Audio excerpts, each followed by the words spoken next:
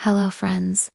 Tonight I want to tell you a story that may sound like fiction, but it's been whispered across generations, buried in forgotten newspapers, and passed down in frightened tones by those who dared to remember.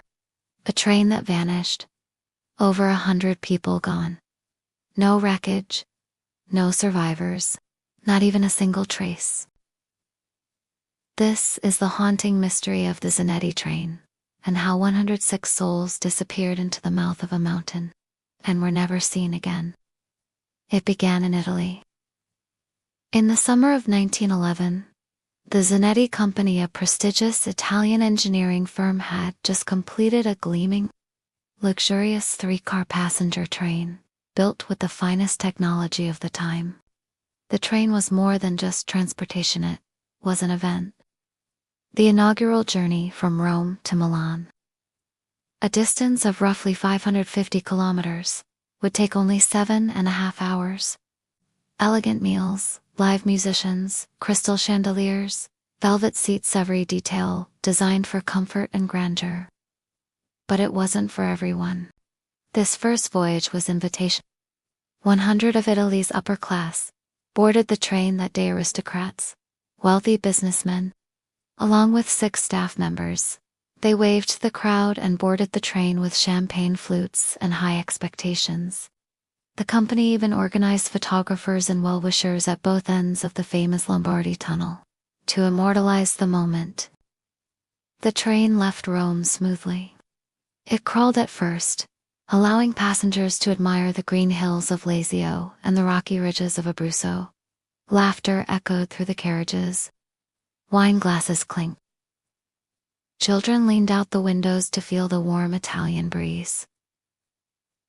Everything was perfect until they reached the tunnel. This wasn't just any tunnel, it was an engineering marvel. A 1-kilometer-long passage carved deep into a mountain. Dark, narrow, echoing. Locals had long told stories about that mountain, how birds refused to fly over it, how fires never caught at its base. But engineers dismissed the tales as superstition. As the Zanetti train approached the tunnel, it picked up speed.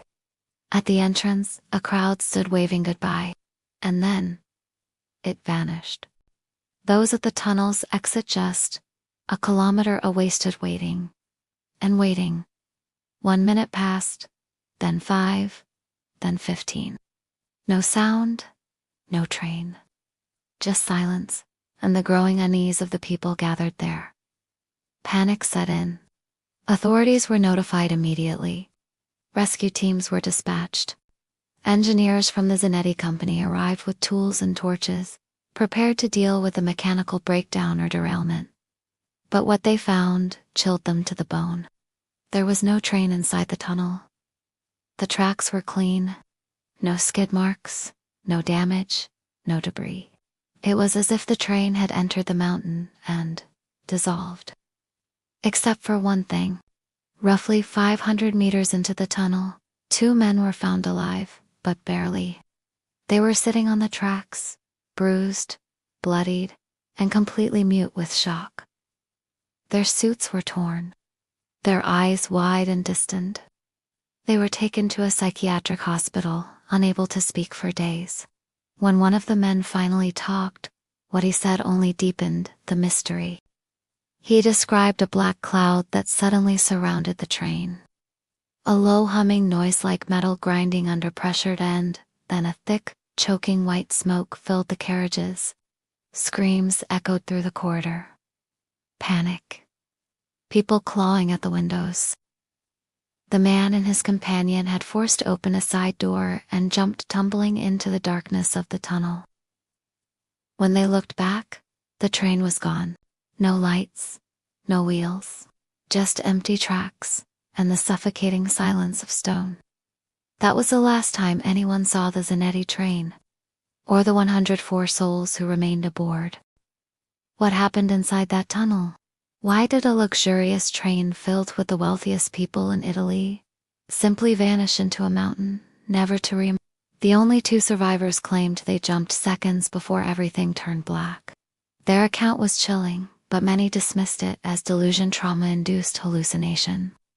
Still, investigators searched the tunnel inch by inch. No alternate exits, no broken tracks, no evidence of fire or derailment. Nothing. The tunnel was sealed. Permanently. The Zanetti Company, fearing ruin, did everything in its power to suppress the story. Witnesses were silenced. Journalists were paid off. Families were pressured to stop asking questions. Within weeks, the case of the missing train faded from the headlines, but the mystery didn't die. 2 years later, an independent investigator uncovered something strange. He was digging through historical records when he stumbled upon a peculiar document from Mexico City. Dated nearly 70 years before the train's disappearance. It was the testimony of a psychiatrist, Dr. Saxon, who described a bizarre incident in the 1840s. According to Dr. Saxon, more than 100 people had appeared suddenly in the city square. Disoriented, speaking a foreign language, Italian, they wore elegant clothing, out of place and out of time. They didn't know where they were. When questioned, they all said the same thing. We were on a train in Italy. And now, we're here. No ships had arrived, no travelers had crossed the border, and there was no way to travel from Italy to Mexico in the 1840s, not in hours, not in weeks. Doctors labeled them insane. All 104 of them were placed in a psychiatric facility, diagnosed as suffering from shared delusions. Some adapted, some lost their minds. But here's where it gets eerie. One of the patients reportedly carried a cigarette pack with a printed manufacturing date of 1907, a product that didn't exist at the time, decades ahead of its era. And the number 104 survivors matched exactly the number of passengers aboard the Zanetti train, minus the 2 who had jumped. It was impossible, illogical, and yet too precise to be coincidence. The investigator who found the record began to ask the unthinkable. Had the Zanetti train traveled through time? Then, another discovery. In a 15th century monastery in Modena, Italy, an ancient manuscript was uncovered. It described the sudden arrival of a metal beast in the town square. 4 cars. Black smoke, closed curtains, a blinding noise that froze villagers in terror. The monk who wrote the account described 3 passengers dressed in black emerging from the train and knocking on the monastery door, begging for help. No one let them in. Within minutes, the entire machine vanished. The manuscript matched every detail of the Zanetti train. But how could it be?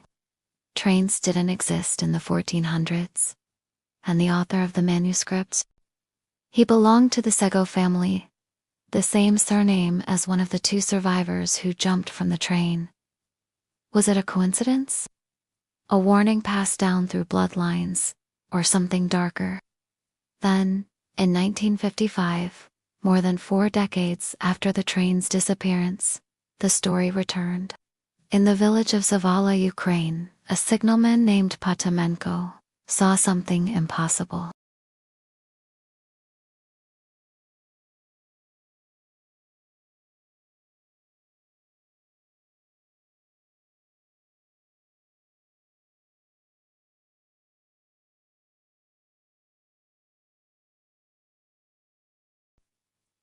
There was only one problem.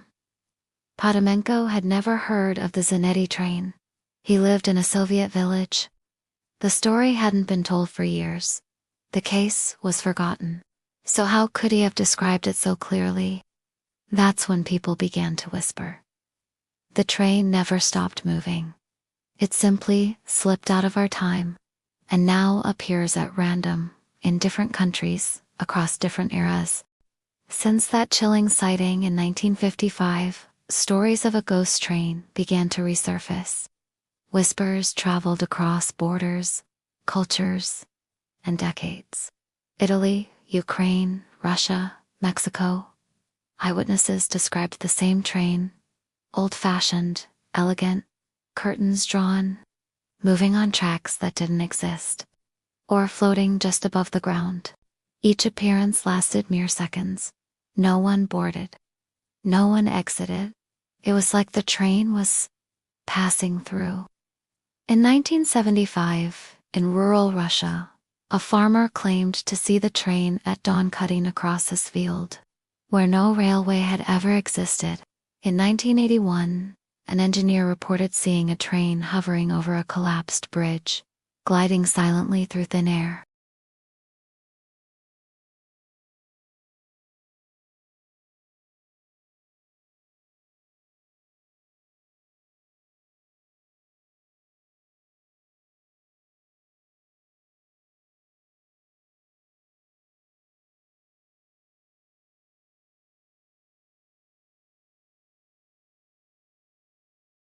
Historians, fringe physicists, and paranormal researchers began offering theories, each stranger than the last. One theory suggests that in June 1911, the Zanetti Train passed through a rip in spacetime caused by a rare and undocumented earthquake beneath the Lombardy Tunnel. The train, its passengers, and all three cars were pulled through the rift and scattered across different eras. Some landed in 1840s Mexico, others maybe in the 1400s. And the train itself, it became a time phantom trapped between centuries, occasionally materializing before fading back into oblivion. Another theory blames the mountain itself. Locals in the Emilia-Romagna region long told stories about strange disappearances, lights in the sky, voices from the rocks.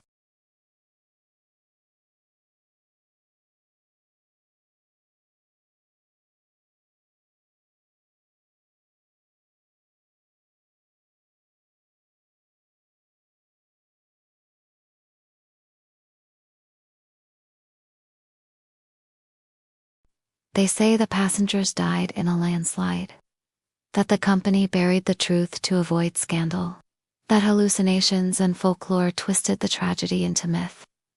But they can't explain everything. They can't explain the cigarette pack from 1907 found in 1840s Mexico. They can't explain the monk's manuscript written centuries before trains were invented, yet describing one perfectly. They can't explain the sightings by people with no knowledge of the original event. And they can't explain why 104 passengers, all Italian, all dressed for 1911, would suddenly appear halfway across the world with no memory of how they got there.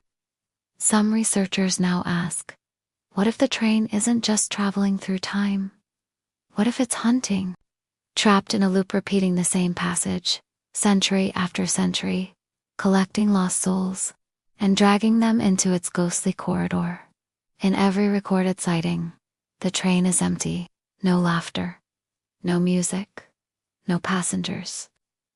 Just the echo of something once beautiful, now cursed. And here's the final twist.